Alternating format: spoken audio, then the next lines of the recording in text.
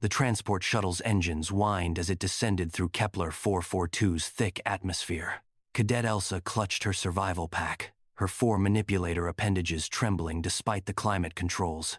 Beside her, Cadet Benny, the human exchange student, gazed out the viewport with what her translator interpreted as mild interest. Atmospheric pressure, 2.3 standard, the pilot announced through the intercom. Gravity, 1.4 G. Indigenous predator count, estimated 47 species within a 5-kilometer radius. May the eternal light preserve you all. Elsa's chromatic skin shifted to pale violet, the Iridian equivalent of going white with fear. This was supposed to be their final survival exam at the Galactic Naval Academy. Class-9 Deathworlds were typically avoided even by military vessels. The fact that Command had chosen this particular hellscape suggested either supreme confidence in their training or a catastrophic administrative error. Excited?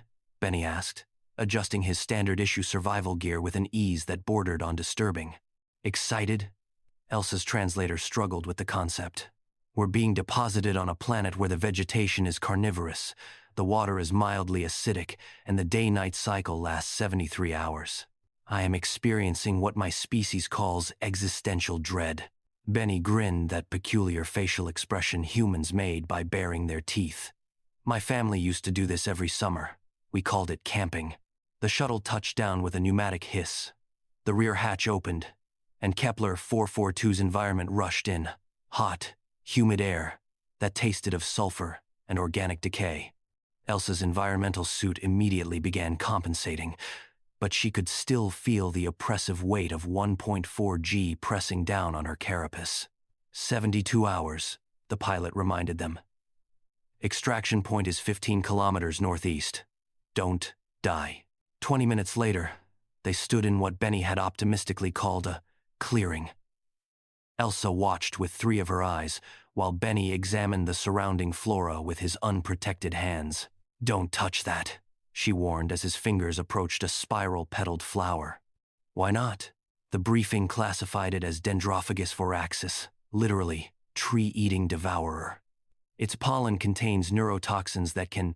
Benny plucked the flower and brought it to his nose. Smells like mint. Elsa's skin flickered through 7 shades of panic. She consulted her datapad frantically. You should be convulsing! The toxin attacks the central nervous system of carbon-based life forms. Huh. Benny tucked the flower behind his ear. Might need a higher concentration. Come on. We should find shelter before the temperature drops. That night, as Kepler 442's 3 moons rose and the temperature plummeted 40 degrees, Elsa huddled in her thermal cocoon while Benny built what he called a fire, using dried vegetation and a primitive friction method. You're making combustion? Elsa asked, aghast. With uncontrolled chemical reactions? It's cozy, Benny replied, warming his hands over the flames. The fire attracted attention. Elsa's motion sensors detected them first 3 large heat signatures approaching from the jungle. Her suit's database identified them instantly. Apex predators. Quadrupedal. Estimated mass, 400 kilograms each. Hunting pack behavior. Benny, she whispered, her voice modulator barely functioning through her fear. We need to activate the emergency beacon. Benny stood, grabbing a burning branch from the fire. Let's not bother Command yet. The creatures emerged from the darkness scaled, 6-legged monstrosities with bioluminescent patches and rows of serrated teeth. Elsa began calculating their chances of survival. 3.7%. And dropping. Benny stepped forward, holding the torch high. Then he did something that Elsa's rational mind couldn't process. He roared.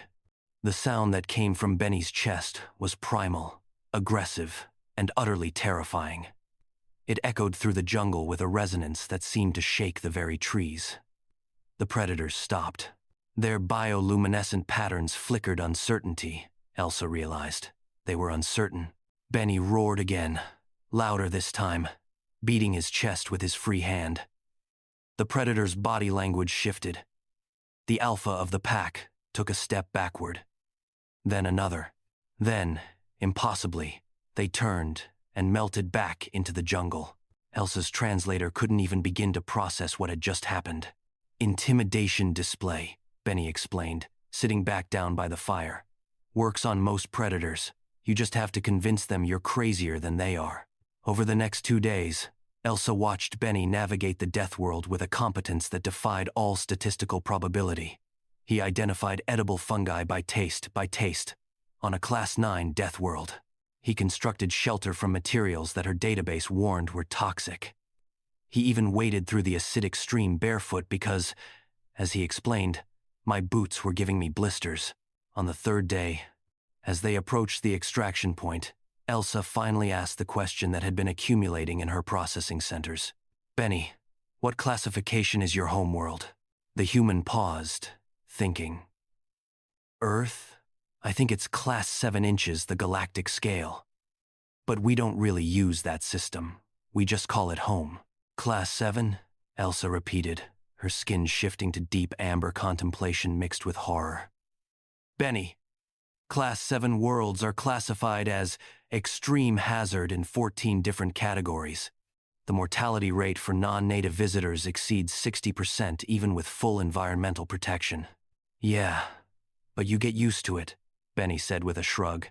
Besides, Earth's getting better. We cleaned up most of the radiation from the 21st century, and the megafauna mostly leave the cities alone now. Megafauna, Elsa repeated weakly. The extraction shuttle arrived precisely on schedule. As they boarded, the pilot, a grizzled Korthan veteran with 3 service ribbons, looked them over with surprise evident in all 6 of his eyes. You both survived. Impressive. He paused, studying Benny. Human, correct? From Earth? Yes, sir. The pilot made a clicking sound that the translator rendered as dark amusement. Should have known. Command's been trying to figure out appropriate training environments for you people for decades. Keep sending you to Deathworlds, and you keep calling it character building. As the shuttle climbed through the atmosphere, Elsa looked at Benny with newfound understanding. Humanity hadn't conquered the stars through superior technology or larger fleets. They'd done it because, to them, surviving the unsurvivable wasn't extraordinary, it was just Tuesday. Hey, Elsa, Benny said, looking out at the retreating planet. Same time next year? I know this Class 10 world where my dad used to take me fishing. Elsa's skin cycled through every color in her species' emotional spectrum before settling on resigned crimson. She was going to need so much therapy when this tour of duty ended. But despite everything, despite the terror and the improbability and the sheer absurdity of it all, she found herself nodding. After all, she had 72 hours of stories that nobody back home would ever believe. And,